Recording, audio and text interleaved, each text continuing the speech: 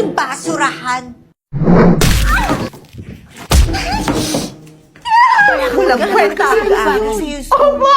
Ayoko na mag-aral! Ayoko na! Kaya ngayong taon, hindi mo na siya mag-aaral. Si Sophia na muna ang tutuloy. Pero consistent honor student siya. Valedictorian siya ng klase nila. Sayang naman kung hindi siya mag-aaral. Ayun na nga. Ewan ko ba sa batang yan? May sumpong kasi ng katamaran. Napaka-arte. Alam mo naman, bakla kasi. Naririnig mo ba yung sinasabi mo, Norma? Alam mo, duda ako eh. Maraming pangarap yung si Ray. Imposibleng sasabihin niya yung mga sinasabi mo sa akin ngayon. Ako na nga magtatanong sa kanya. Sandali! OA! Hindi ka na mag-aaral? Sigurado ka ba talaga? Kung ako lang, gustong-gusto kong makapag-aral. Kasi marami akong pangarap, di ba? Pero kasi, naiintindihan ko sila nanay tsaka si tatay. Sure ka ba na sinabi ng tatay mo yan? Hindi ko alam. Kasi simula nung umalis si tatay, hindi ko pa naman siya nakausap. Teka, tawagan natin siya. Ano ba? Oops! Sorry. Akala ko kasi basurahan. Amoy basura kasi kayo. At saka mukhang basura na rin. Ah, talaga ba? Kumusta naman yung babaeng feeling maganda? Tapos yung ugali mas mabulok pa sa basura. Anong sabi mo? Bakit? Tinamaan ka? Hindi. Ba't ako tatamaan? Kayo nga yung natamaan dyan. Ah! Yeah, kadiri! Ayan, tinamaan ka na. Okay na? Humanda ka sa akin, demonyo ka! Tawagin mo pa si nanay mo. Tama na! Tumigil na kayo! Manahimik ka, bakla! Susumbong ko kayo kay nanay! Isip bata! Nay! Nay! Hoy! Anong nangyayari dito? Siya kasi! Ray, anong dahilan bakit hihinto ka sa pag-aaral? Tita, Sagutin mo ako, anak. Bakit hihinto sa pag-aaral? tita, hindi. Ayaw na niya. Ewan ko ba naman dyan sa bata niyan, hindi niya iniisip yung hirap ng mga magulang niya. Ray, totoo ba? Ano na lang mangyayari sa akin pag sinabi ko yung totoo? Bakit ka hihinto, Ray? Sayang naman. Hindi mo kasi siya nababagay sa school. Baka tinatamad lang kasi ang anak ko na yan. Ray, sabihin mo yung totoo. Sabihin mo yung sinabi mo sa akin. Sabihin mo. Walang kwenta ang mag-aaral sa'yo. Opo! Ayoko na mag-aral! Ayoko na! Ray! Oh, di ba? Sabi ko naman sa'yo eh.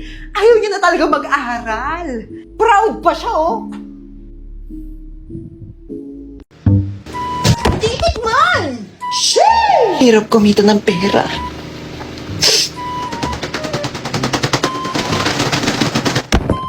Kung araw-araw may pagkain, araw-araw ko rin kayo bubusitin! Oh, may dumating na naman! Ano gagawin? Bubuksan!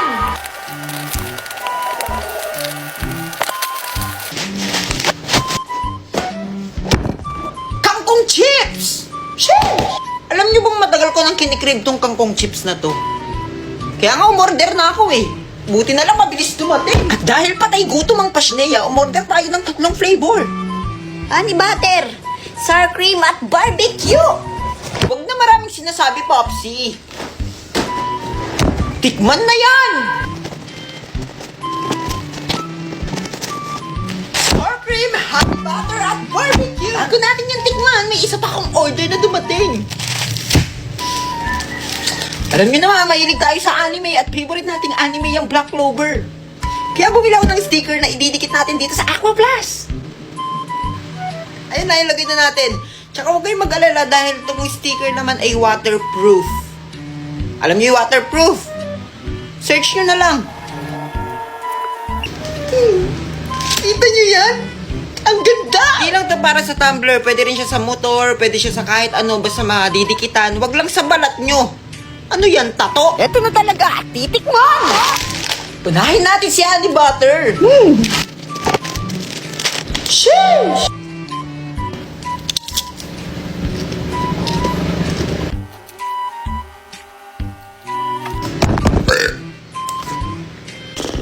Alam niyo, saktong-sakto lang yung tamis tsaka alat niya. Kaya ang rate natin dito ay 10/10! Sheesh! Next!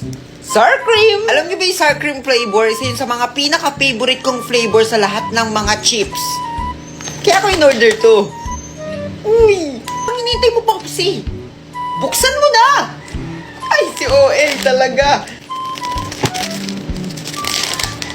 Sheesh! Alam niyo yung amoy niya, para siyang vegetable chips. Eh, vegetable naman talaga to eh. At saka chips din. Ano ba?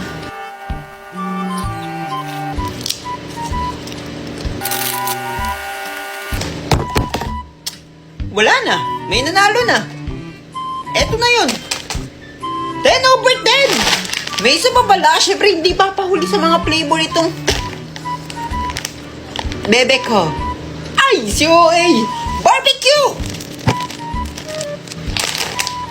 Sheesh! Grabe yung amoy. Amoy barbecue. Ay, malamang!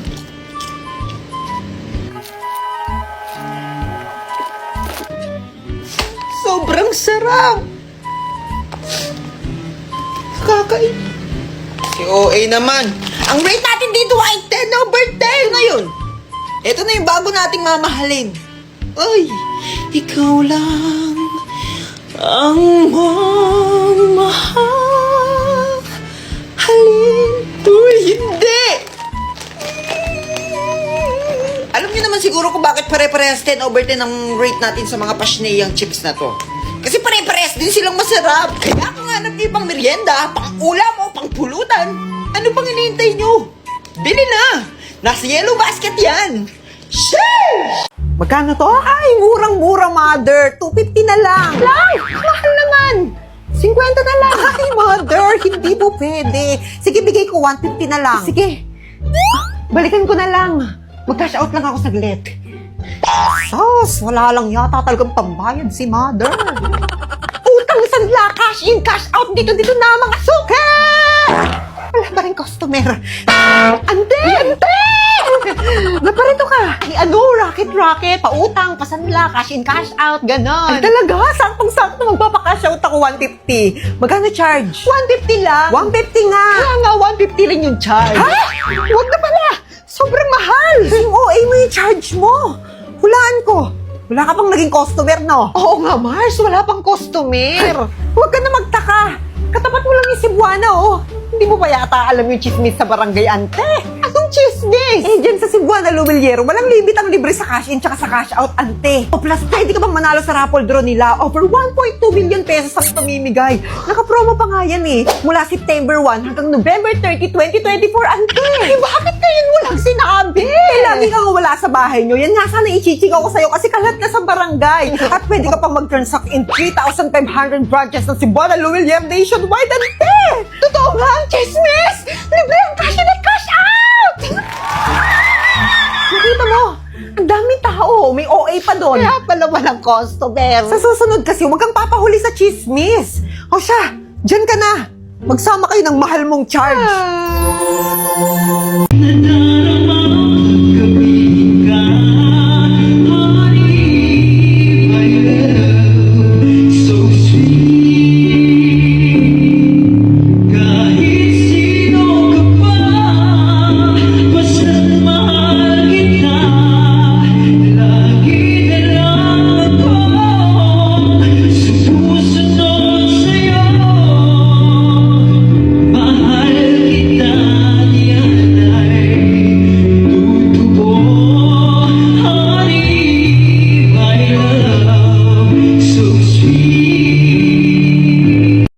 Sana umulan ulit para mayakap ko ulit ang crush ko. Uy! Umulan na! Makikita ko na ang crush ko. Nay! Nay, labas muna ako para maligo sa ulan.